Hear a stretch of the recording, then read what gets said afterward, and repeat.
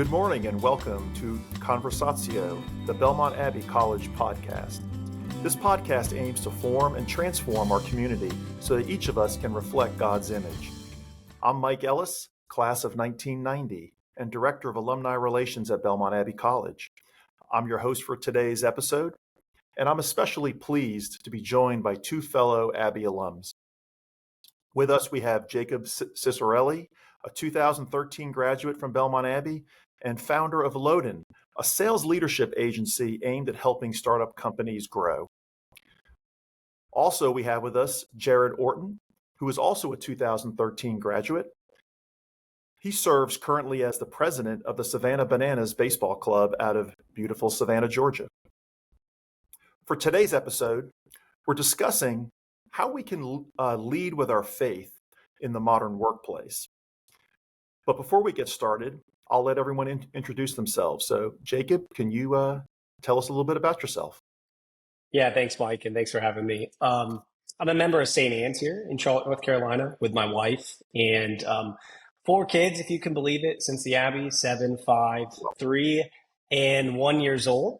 I've been in tech, specifically tech sales, for the last decade, and I finally, about 3-4 months ago, launched my first venture. So excited for that. And then I'm also an active member of Young Catholic Professionals here in Charlotte. So fantastic. Well, welcome, Jake. Thanks for taking the time to be on the podcast. Jared, if you could introduce yourself, that'd be great. Yeah, thanks. I'm excited to have this conversation, and it doesn't feel like it's been 10 or 11 years. It feels like it was yesterday that we were stepping onto the campus at Belmont Abbey, and it's certainly a memorable place. I'm from North Carolina originally, so just about 2 hours up the interstate there from Burlington, North Carolina, and then right after graduating, just a couple of years afterwards, in 2015, moved down here to Savannah, Georgia. Never been to Savannah, Georgia before, and just kind of on a whim, we moved down here to start this team, and it has been quite the whirlwind ever since. And so we're having a lot of fun down here. I got married in 2015. We have a little girl who's 4, almost 5, and having a time of our life down here in Savannah. Well, fantastic. And Jared, thanks for being on the podcast as well. Let's just go ahead and jump right in. Jared, I'll start with you first. How did your education at Belmont Abbey prepare you for your career path? Yeah, I think when I think back about our time there and the education that was spent there, it was the first time I was ever introduced to the concept of sport management and the idea that, we could take what we do in sport and like the values that we have in sport, but then, I wasn't that great on the field by any means. So I was like, what could I do off the field, right? And so, I remember having those conversations early on that like there's this entire world of sport that exists off the field. And that was so fascinating to me, and just understanding at that time, Charlotte as a landscape and like as a sport business landscape was really, beginning to develop. And there were so many cool things that were happening in that time, from motorsports all the way to the big sports. And then obviously what was going on with just all the festivals and events, just so much going on. And so that was really eye-opening to me. And I think back to that time, and I wonder, like, if I would have gone anywhere else, like, would I have heard that conversation? Would I have been able to be in that, that really cool, small Belmont, Mount Holly area, but then have, kind of the wide variety of options to be able to learn from, and go see and visit in that Charlotte area. So that was super eye-opening to me. And I'm super grateful to have had just that initial conversation of like, how do you take what is happening in sport and the values and virtues of it and apply that to your business? And then that's just that beautiful thing that's come together. So that was really, really exciting for me. Fantastic. And Jacob, tell us a little bit about how the Abbey helped you. Yeah, and I think when Jared and I first started, I recall it was somewhere like 35 or 40% of the student body was international. So being exposed to people from a ton of different backgrounds,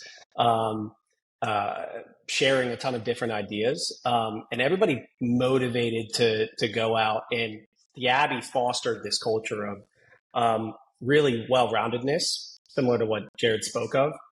And I think having that, being exposed to that, certainly prepared me right after for what I was about to get into right after school. And there was some excitement around new programs that were being developed. I originally joined Belmont Abbey as a pre-med student, and I fell into entrepreneurship. And there was a gentleman by the name of Jeff Thomas who was building a program from scratch. So, and I thought that program was phenomenal. I believe the business program is excelling incredibly today. Now just launched the MBA program. So I can't say enough about what that's done for me, what I learned from that, and how that prepared me for my first opportunity right outside of school. So, yeah, incredibly grateful and blessed for how Belmont Abbey prepared me for the future. Terrific. And Jacob, I'll stay with you. How do you see the values that were instilled in you from Belmont Abbey? How is that reflected in your postgraduate experience? Yeah, it's interesting. You hear, especially in the corporate world, excellence, just that word come up so much, and excellence and virtue is plastered everywhere at Belmont Abbey. So great, obviously, connecting what we're going to have to accomplish in our professional lives with being excellent. Obviously, we want to do that in our personal lives as well, but then tying that into virtue. So the ironic thing is, though, and I think this is what Belmont Abbey taught, is you can't be excellent if you're not focusing on the virtue. That almost has to come first. So, like I mentioned earlier, the Belmont Abbey fostered this environment of us just being really well-rounded, starting really with the virtue, even though we see excellence come first there. But yeah, I mean, we have to be excellent in almost everything that we're doing, especially if we're trying to achieve great things. So hope that answers that. Yeah, for sure. And Jared, any thoughts on that? This is tough when you follow up. I mean, that was the exact thing I'm thinking about is the excellence. We were just down in Atlanta a couple weeks ago with the folks over at Chick-fil-A. Had a fantastic time there. And a quote from Truett Cathy that stood out to me was just simply, why not my best? Why not your best? Every single day, why not your best? And whether you're, from him, whether you're sweeping the toilets or sweeping the bathroom floor or wiping down the toilets, or whether you're launching a new venture, and everywhere in between, why not our best? That we were placed on this earth for a variety of reasons. We were created for purpose and to glorify God and all these things. And whether you are just a student who has just started, or whether you've launched a career, that excellence is something that stands the test of time. And so that's what I love it. I love thinking about it. Not that we'll ever get there, right? Like, not that we'll ever achieve it, but it's that pursuit, that ongoing pursuit of excellence that is just wonderful. And yeah, those core memories just stick out to me for a lifetime, really. Yeah, and I think it's just really great words of wisdom for the students coming out of the college. Now more recently, is that just if you're going to do something, you might as well be the best at it or try your very best. Yeah. So I'll just put this out there. Whoever wants to jump in can jump in. But how do you personally approach integrating your Catholic faith into your professional life? And I'll just go with anyone. Jacob, do you want to take that one first? Yeah. Ironically, I've had a good bit of time to reflect on that. Specifically, recently, I spoke at a young Catholic professionals event, and it was about living out our Catholic identity in the workplace. So ironic, the timing. And the thought, just reflecting back on the last 10 years, is ultimately, if we're called to be saints, I think the easiest way that we can try to be saints in our everyday life and live out our Catholic faith is in sanctifying ordinary work. Something that my father gave me advice on when I was trying to figure out my way about a year and a half in the corporate world. And he challenged me by saying, can you pray before every phone call that you're making? Can you pray before every email that you have? Every customer interaction, just pray, sanctifying, making holy, even the smallest and mundane of tasks. So, I think we go out into the world and we think you have to have this great big platform to stand on. And Chris Stefanik says, your platform is where you are. It's where you are. And, I think the easiest way for us to do that, especially when we're starting off in the corporate world or any type of job, is go out, sanctify the smallest of your tasks that you have, and glorify God in that. And you'll find that works wonders. It did for me. So first thing that comes to mind. Yeah, it's fantastic. Yeah, I think, early on in your life, you can potentially think that, well, if I'm not called to be in a, ministry role, then, I'm useless, right? Like I have no ability to influence people for Christ. And, that is just, that is so difficult to kind of wrap your mind around, is like, well, I am called to be more like that. I can really share the love of Christ in a compassionate and kind way to anyone I interact with. And whether I am performing a vocational job somewhere, or whether, yes, you're in ministry, or whether you're, volunteering with a group, like whomever you serve, we are going to serve people to glorify God in those ways. And especially when we are, responsible for people, we're here to lead people. If you employees, or leading yourself, or, just maybe one person in your life, leading with that integrity and that mindset of, I have been placed on this earth to be responsible, to share the love of Christ with people.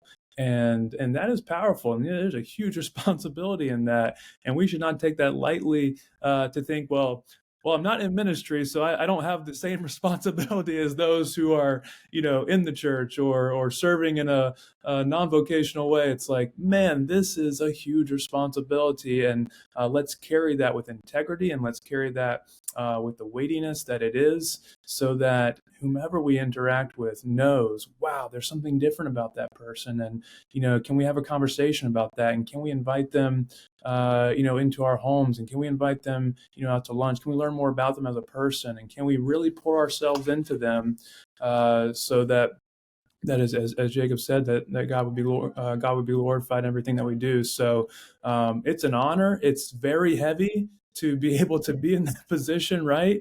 Like, it is a daily, hourly, minute by minute, challenge that we have. But I don't know where else, I would rather be, to be able to do that.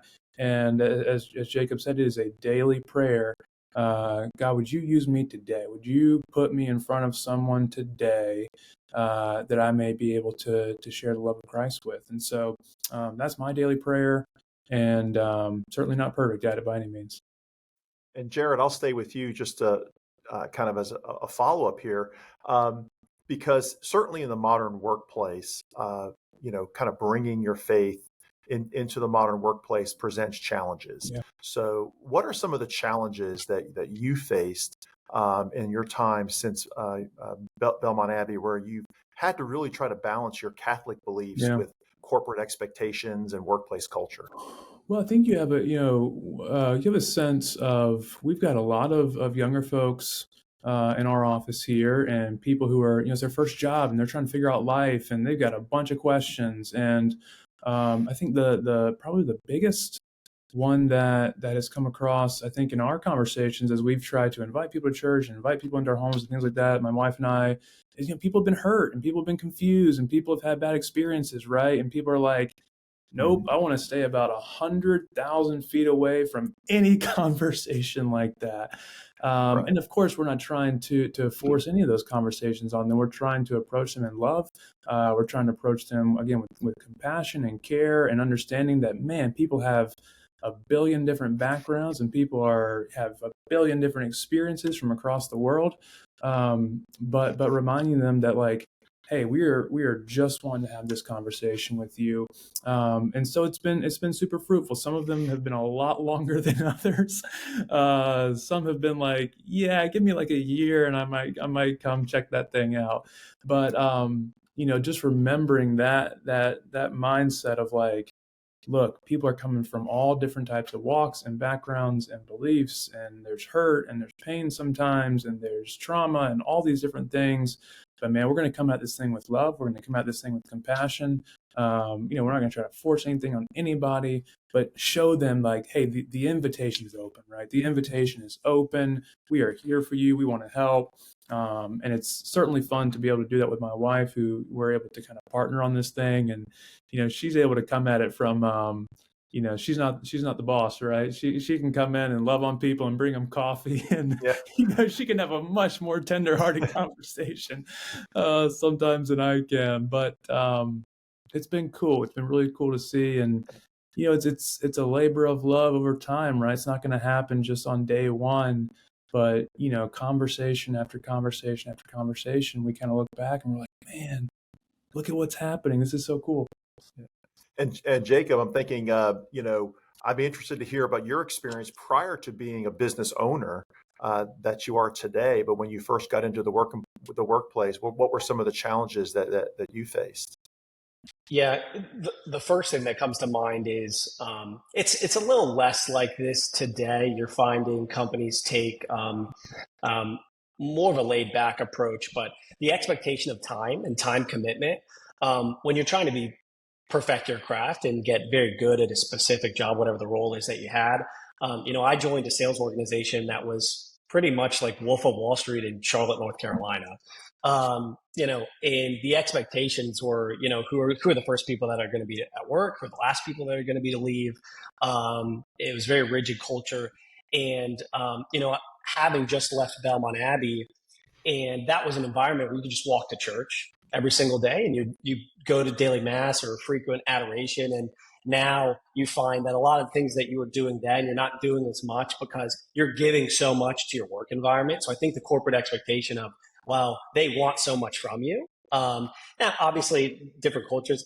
I mean, we don't all have the pleasure of working for a great company like Savannah Bananas. I mean, that's probably where everybody from Belmont Abbey wants to go work. Yeah, there you go. But when people go out, unfortunately, some people are going to choose companies that are probably going to challenge that particular expectation. And it was difficult for me just balancing my time with my family later in life. And as you continue to climb corporate ladder, you take on new responsibility. It wasn't until recent reflection I thought of, wow, how often I used to go to things like daily mass, and I'm not doing as much of, or smaller things, even like the prayer before emails and calls. So I think that time and figuring out that balance, something to just be hyper aware of when you're starting off in a new career. And, we rise to the level of our goals, but we fall to the level of our system. So I found if I'm not scheduling in the time to go and do adoration or go to mass or to pray, probably isn't going to happen. So time. And we only have so much of it. It's not promised us tomorrow. So I think that expectation, For sure. And on the flip side, have there been instances where your faith has really provided that opportunity to make a positive impact within that corporate setting? 100%. Yeah. Thankfully, I've had the opportunity to step into leadership roles. I don't think ultimately you have to be a leader before you become a leader. And but the ironic thing about, and the beauty of our Catholic faith is, you hear everybody talk about leadership. The best Catholics or the best leaders all display, Catholic-based values, and they embody a Catholic identity. So I think being the most Catholic version of ourselves actually benefits us in the corporate world, because when you are espousing to be the best Catholic you can be, you ironically become the best leader you can be at work. And that typically leads to increased responsibility that you're going to have, better relationships at work, you name it. So, yeah. Yeah, and certainly I think the idea that the leadership at an organization, you're going to bring your values, and your belief set's going to be there, and it's going to run through the organization whether you realize it or not. So I think it's a great point, Jacob, that you're making. Jared, did you have some thoughts on that as well? Yeah, I think when you get into an organization and you're trained for the skills, right? The hard, black and white, I got to do this job, technical skills, physical skills, mental ability, whatever. The relational skills, that is something you don't learn that really, right? Like, I don't know if in any point of higher education, you don't learn like, okay, you're going to have to deal with people. And that is where your values come out, right? That is where, like, you've got a choice to make in this moment. I've got this person, this human life on the other side of this phone call or this, one-on-one conversation or this meeting or whatever I'm about to have.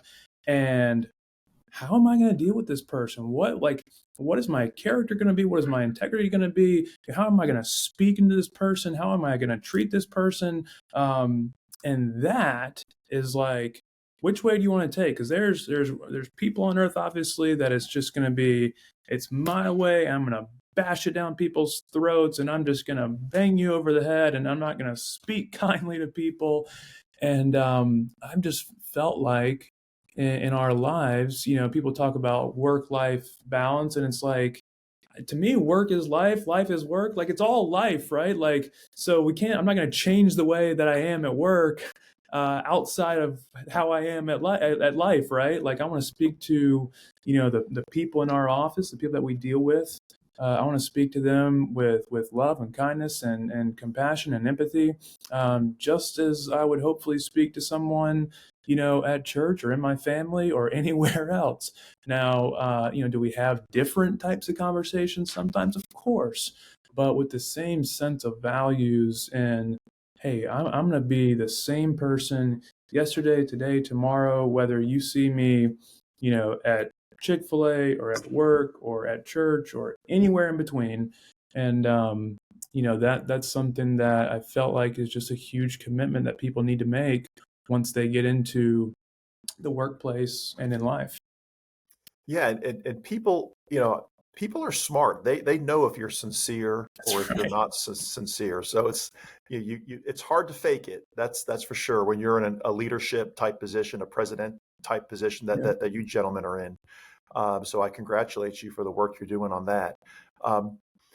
There are companies out there that take an approach to any controversial subject, whether it's you want to talk about religion or politics, but there's a faith avoidance kind of approach that some companies take, where they try to enforce a policy of, leave these topics at the door. We don't talk about religion, we don't talk about politics or social issues of the day. Do you find that that's beneficial, or do you think it creates more conflict within the workplace? I think from my perspective, we've never, now we don't do a ton of policies in general. We're not a big policy folks. Now, obviously there's legal things we have to do, but we've tried to have these conversations around, like, what are people thinking about? Like, what's their background? Like, like, where do they come from? What are their experiences? I think it's naive to think that, you're just going to get the same minded, same experience, same background, same geographic, same socioeconomic people, and just get them all in the same building, and, you'll be great. That's called a cult, where they can't leave. Like, we need to understand where these people come from and what they're thinking about and what their backgrounds are. We were all created equal, but there's so many different just things that people experience in their life. And, we don't have a policy for it, but I do try to spend time just getting to know and listen to people, whether it's in a casual setting or around lunch or drinking coffee or whatever. Just like, hey, I'm going to tell you a little bit about, what I'm doing and where I'm going. And hey, on Wednesday night, I'm going over here. Or hey, Sunday morning, here's where I was at. Or hey, I was doing this. I met this person at church, and here's where I was at, after lunch. And like, you just are having those conversations about, like, here's just who I am as a person. Here's what I do. Here's what our family does. Here's where we volunteer at. Hey, let's talk about foster care. Or let's talk about, Kelsey's youngest sister is adopted, and here's why her family chose to adopt her. And, and then you start weaving in, like, hey, we were all adopted, ultimately we were all adopted into this thing. And it's those conversations that I feel like are more just genuine and authentic. Yeah. And just like, hey, here's who I am as a person, here's who our family are as people, and not, hey, let's sit down and let's go through a theological discussion. I don't know if people care for that, but just telling people, man, here's who we are, here's what we're about, here's what we like, here's what we believe in, and here's what we believe about you as a person, and letting us love on you and letting us care for you. And I think those actions open up more conversations about like, hey, I'd love to know, I heard you say that. I heard you say that about your family. Or I heard that you guys do this on Sundays. Like, why do you do that? Where does that come from? And that's been our best opportunity, I think, to just break down those walls of like, oh, you're not supposed to talk about this. When in reality, it's like, let's just talk about what we are in life. Mm-hmm. Yeah. Mm-hmm. And Jacob, what do you think on that? Yeah, somebody had just sent me something this morning, and it said, we could never learn to be brave and patient if there were only joy in the world. So, you mentioned, well, is it like if it's more challenging, does that make it any better? And it's like iron sharpens iron. I think the more challenging an environment, it makes us be that. I think we're not only required, but it does make bolder Catholics. So, I've seen that in the workplace personally, and I think of ultimately we're called to be the best. We're called to be saints. Want to sanctify ordinary work. Ultimately, that means that we should relentlessly pursue, as Jared has been saying, the best version of ourselves. I think, just be the best Catholic you can be. It doesn't matter. There will not be you are going to encounter plenty of challenges and situations. Even at the best Catholic companies, there may be some type of ethical dilemma or Sure. something that's a bit ambiguous. So you're always going to find those. I think we have to be bold. We have to stand in our faith. And ultimately, if the calling is for us to be saints, then it really doesn't matter what type of work environment we're in. Like, we're called to be that. So the goal is for us to get to heaven. So, not going to let work stand in the way of that. Easier said than done, right? I failed with that a lot in my career. But surrounding yourself with really good people, doing things like prayer throughout your day, having a morning offering, at least that brings to mind the Catholic person that we should be throughout the day. So I think it helps us when we are faced with certain ethical dilemmas or challenges in the workplace. Yeah.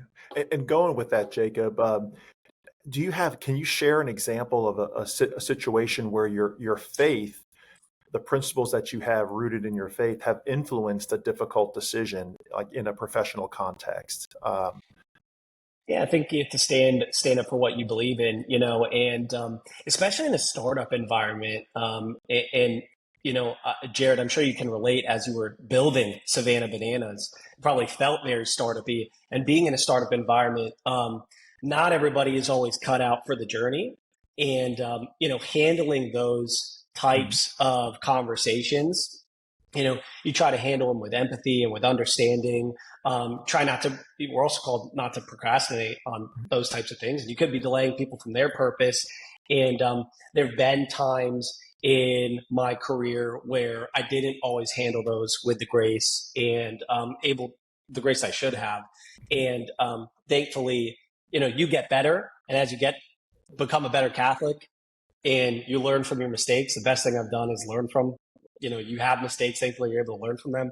And, I think I've had a handful of situations where, especially around hiring people, managing performance, you do your best trying to inspire people to become the best version of themselves. But there's times when, you may be led or directed to handle a situation. And thankfully, when I think of the times that I've been the best Catholic version of myself, those situations have turned out the best, ironically. So hope that kind of answers that for you, Mike. No, it does. It does. And Jared, do you have any thoughts on that? For me personally, I think that dilemma comes in are you the same person that you are on Sunday that you are Monday through Saturday, right? And, if you're going to go stand out there in the workplace and say, this is who I am as a person, this is what I believe in, and then those actions and words and deeds and conversations don't line up, man, what a detriment to our faith, what a detriment to our our missionary, ability to be out here to share the love of Christ with people.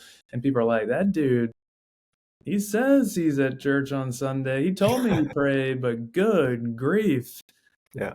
Monday through Saturday, that thing is not the same that I expected it to be. And that's intense. That is really intense to, center yourself each and every day and say, I'm about to walk into the world where I don't know who I'm going to encounter. I don't know what I'm going to encounter. I don't know what decisions are going to face me today. God, would you be with me in this? Because without it, I am going to fall flat on my face.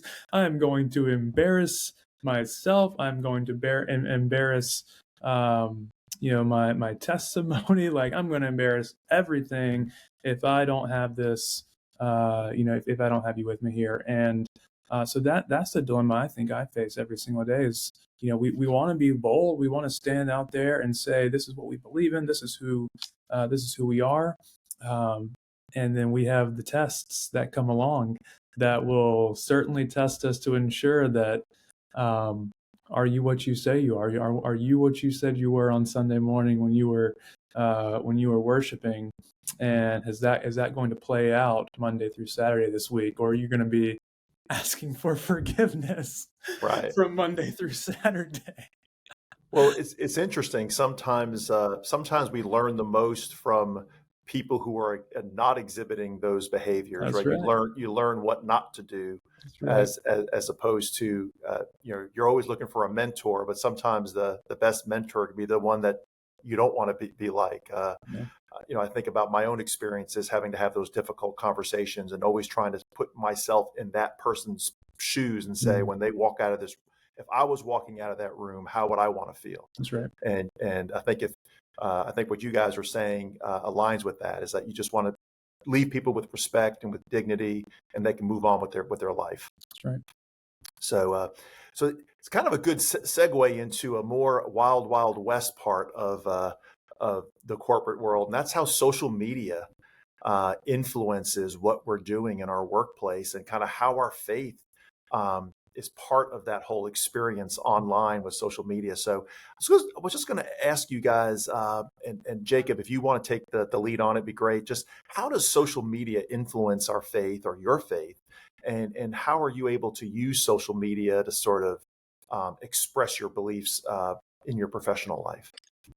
So I think for the positive first, you always stay learning. I learn a lot from social media, and I think sometimes I'm becoming a better Catholic because I follow some apologetic things.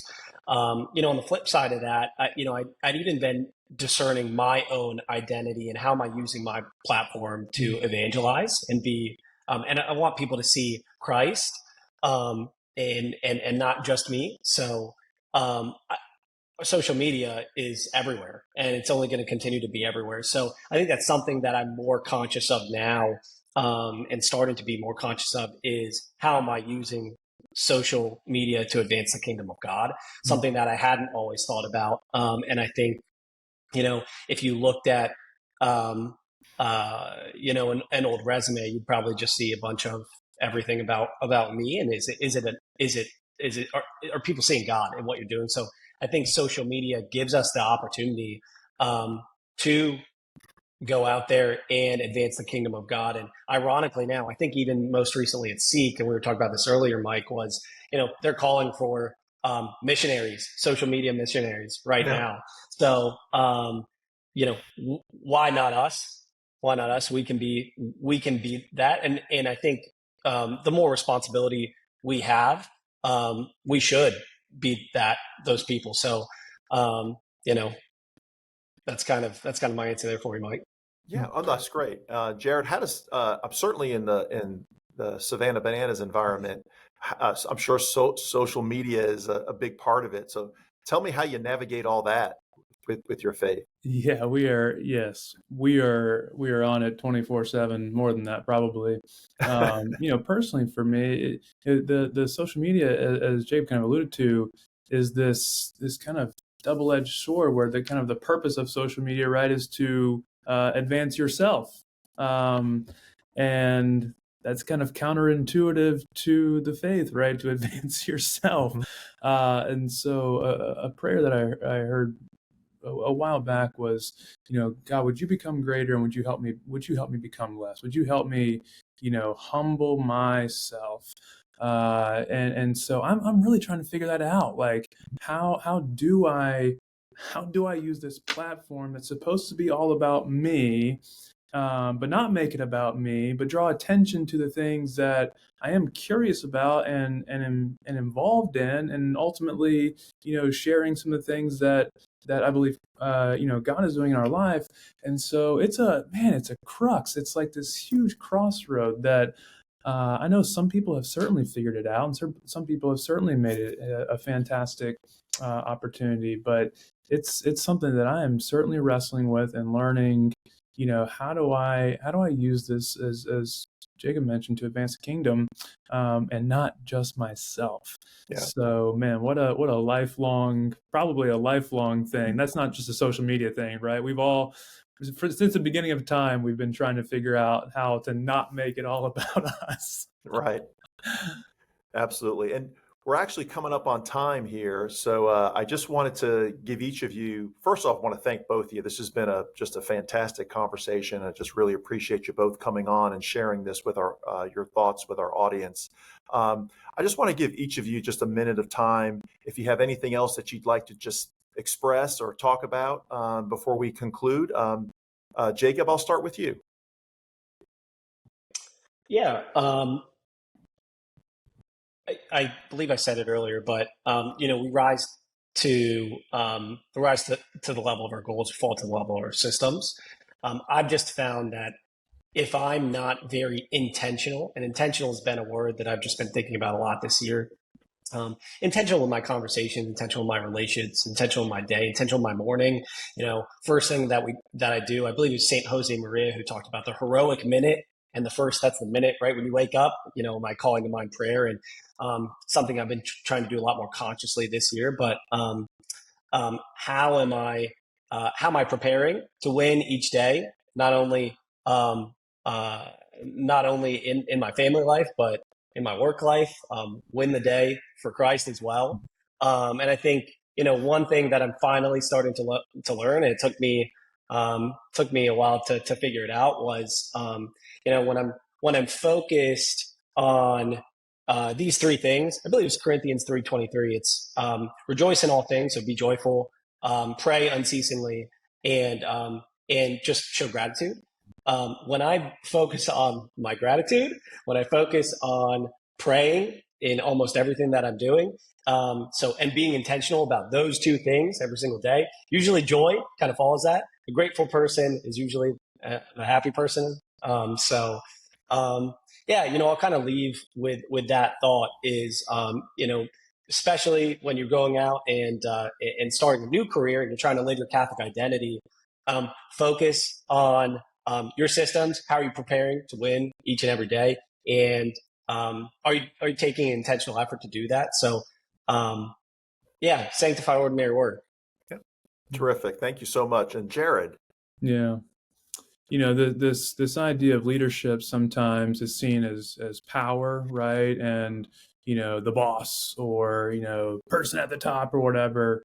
And, really flipping that to this idea of like servant leadership, right? Like being put on this earth to serve others and serve people, whether that's serving the people that you work with, or serving the stranger on the street, or anybody else. This idea that we are stewards. We have been given something. We have some have been given little, some have been given much, and we are stewards of every single piece of it. And so it is our duty and privilege to be able to take the things that we've been created to do and designed to do and placed on this earth to do in the image of God, to be able to steward them well, to be able to manage them well, and to be able to serve people and lead people in a way that is honoring and is true and is, in full humility.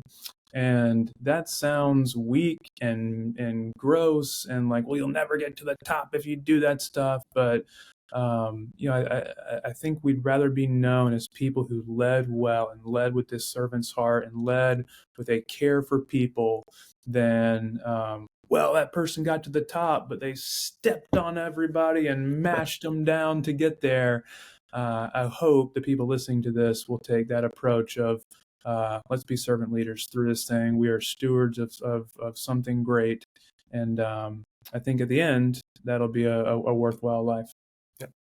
And thank you for that. And as we conclude this episode, I want to thank our audience for joining us today. I also want to again thank you, Jacob and Jared, for taking the time to be a part of this episode and for the meaningful insight and conversation. I thought it was fantastic. If you enjoyed this episode, please subscribe and tell your friends that Conversatio is available on Spotify, Apple, and Google Podcasts. Until next time, good day and God bless.